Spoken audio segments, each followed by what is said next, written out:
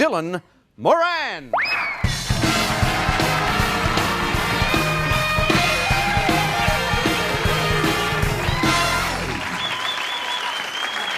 Hello.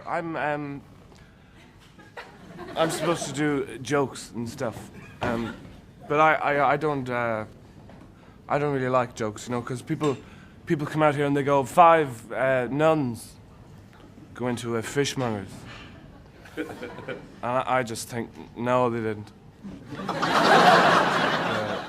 The nuns stayed at home, and the fishmonger stayed in the fish shop. That's the way life is.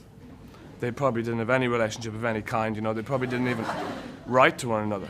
Or if they did, it would have been a very short correspondence, you know. Dear fishmonger, we are nuns. See ya. Okay, I don't expect everyone to get Dylan Moran. Much like many alternative comics, his style is a very acquired taste given the subjective nature of comedy. But when you actually stop taking in every word he says and look at his performance as a whole, it reminds you of that drunken friend in the corner of a pub, babbling on, unconsciously breaking apart everything you say. In this bit from his set 20 years ago, Moran breaks down the issue with traditional joke-telling.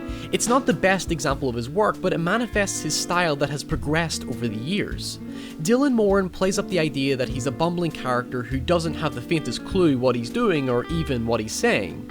Whereas a comedian like Stuart Lee, for example, can take the same bit and give us a very comedic analysis of comedy, Dylan Moran has no postmodern intention. In fact, he's not trying to be clever, he's acting ineffectual and quite pointlessly. He doesn't desire to have a purpose. You should stay away from your potential. I mean, that is something you should leave absolutely alone. You'll mess it up. It's potential, leave it. Moran isn't a deconstructionist, but his seemingly inadvertent creativity is deliberate. He's not attempting to engage us with stimulating thoughts, he's just being funny by presenting himself as a reflection of our own inner bitterness that we're reluctant to admit.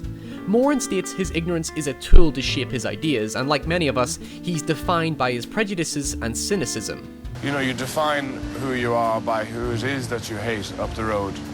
Why do we do that, you think? Why do we enjoy doing that so much? I suppose there's a childish element to it, which is fun. You know, it's really no different to one child saying to another, your mum and dad smell of wee, and your granny is a whore. There's no difference. People do that all over the world, you know? He's just as ordinary and boring as the rest of us, and as an observational comic, we can relate to his querulous and stubborn attitude. Moran sees his act as emotional rather than intellectual, favouring poking fun at new neurotic pain, which is basically his way of describing our irrelevant first world problems, such as... Where's the cake? Cake is the language of love. I don't see any cakes in the building. You know, people say that to you in your life, you go, I love you. Yeah? Give me a fucking eclair. In reality, Moran describes himself more as a conversationalist rather than reciting a monologue, because physicality and the audience's reactions and responses retain the back and forth nature of his rhetorical dialogue. His style originates from the oral expression that defined much of traditional Irish culture. Much like Scotland, Ireland is famous for its cultivation of storytelling, especially in regards to poetry and folklore. Despite the existence of print and manuscripts, many Irish fairy tales, romanticism, myths, and legends were generally passed on orally from one generation to the next, hence the prolific image of the Irish reconnaisseur surrounded by fascinated listeners in a pub or around a fireside.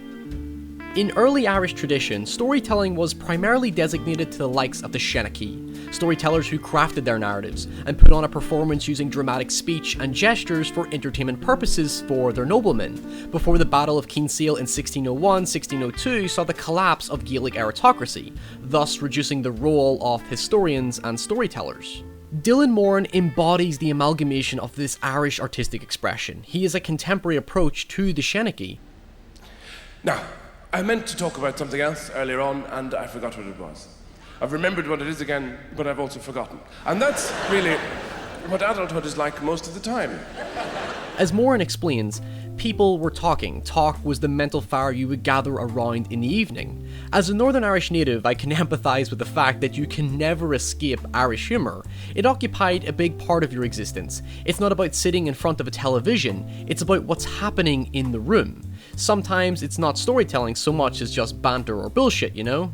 This is the basis of Moran's act. He's delivering his material like a stream of consciousness, as if he's searching for an idea or image to best describe his babbling thoughts, occasionally accompanied by crude drawings to visualize his thinking process.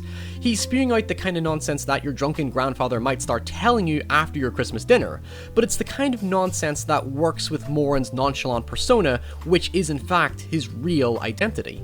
What are they really? Children. Midget drunks. That's what they are. You know they are people who greet you in the morning by kneeing you in the face? He claims much of his style is less comedically influenced and more so by literary writers, including Irish avant-garde writer Samuel Beckett and Serbian-American poet Charles Simic. And just listening to his words, you can see how he dabbles in linguistic poeticism. No, I'm talking about all this, obviously. I'm talking about children and all that kind of, and jobs, mentioning these things to pretend to you that I have an ordinary life. And this is because I'm relating to you and you're ordinary people, looking up at me with a mixture of awe, envy, and lust. And the thing is... Moran is a highly intelligent man stubbornly refusing to admit his own intelligence. His career has had a life cycle of its own with his constant theme of aging. His act has had the reverse effect of many comedians. As he's gotten older, his set has gradually become brighter and more optimistic whilst retaining his natural cynicism.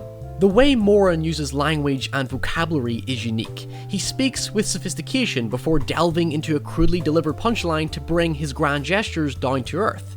Despite his appearance and delivery, he's strangely elegant, jumping between visual surrealism and mundane observation to keep the audience on his side.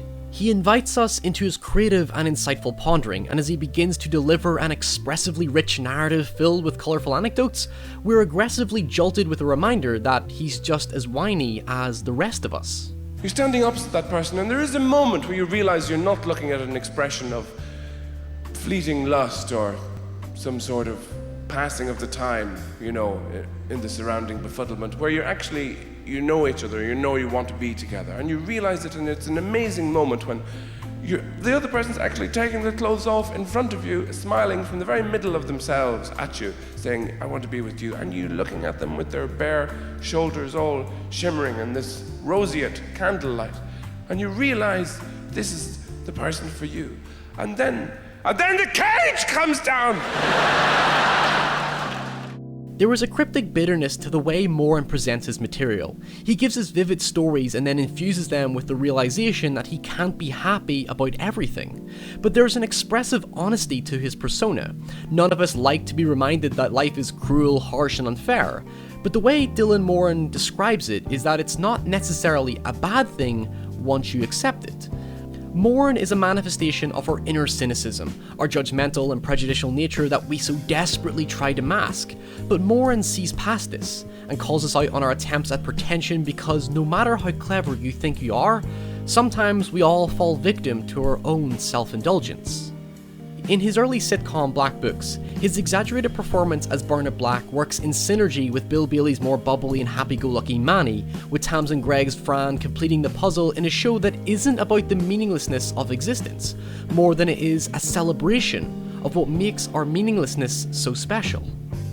The fact that we can rejoice in our own futility with our dearest friends despite our constant quarrels and judgments of each other is a massive truth to our own human thoughts and emotions. Sometimes embracing and indulging on life for what it is better than simply wishing for what we want it to be. You shouldn't always try to make sense of his ideas, because in his eyes, life is this constant mystique that we can't make sense of, nor should we, because that's the beauty of it all. Despite our attempts to embed reason onto everything and the pretensions and hypocrisy that comes with it, Dylan Moran's right. We should just be happy that this is what it is. Hi everyone, thanks for watching. As a big fan of comedy, I always feel that the writing and performance elements of comedy are highly undervalued, and I always think it's worth exploring, so if you enjoyed this video, we might give it another shot. Who knows what happens. My next video is going to be on It's Always Sunny in Philadelphia, looking at Dennis Reynolds, the erotic serial killer to be precise. But until next time, if you enjoyed this video and you want to help me to keep making this kind of content, please do consider pledging directly to the channel on Patreon. It's completely free will, but every dollar, every cent, everything that comes through is what helps me to keep the lights on here. Until next time, stay safe, and I'll see you all very soon.